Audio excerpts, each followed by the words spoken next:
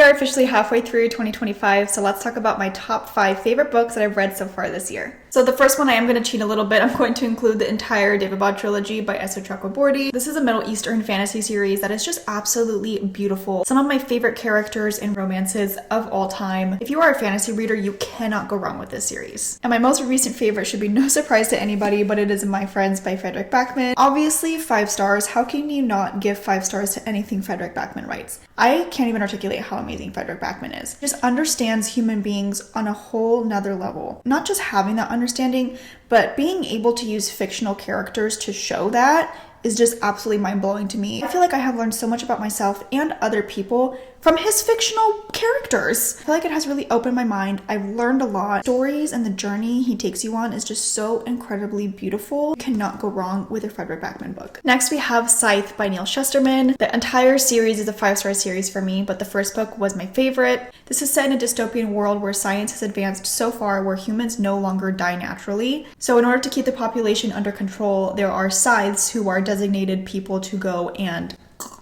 citizens. And the government is essentially just ran by artificial intelligence. Even though it's YA, I think any adult would enjoy reading this. And since we are in the age of AI advancing every single day, this book I feel like is especially important to read. This is just absolutely amazing and mind-blowing, has quickly become one of my new favorite books of all time. And then we have Piranesi by Susanna Clark. I have not shut up about this book ever since I finished it. It was absolutely amazing. And I really don't want to give too much away because I think going into this book blind made it that much more special. The main character in here is one of my new favorite main characters of all time. He is so charming and I just love him so much. I think it was the perfect length. It was perfectly executed. No notes for this. And then we have The Night and the Moth by Rachel Gillig. I was so surprised by how much I loved this book. This is a dark gothic fantasy romance. Such an interesting concept, unlike anything I've ever read. The gargoyle in here is one of my favorite characters of all time. I thought this was a standalone for some reason, but that ending had my jaw on the floor. I am so upset that I have to wait for the next book to come out. This is absolutely worth all the hype that it's been getting.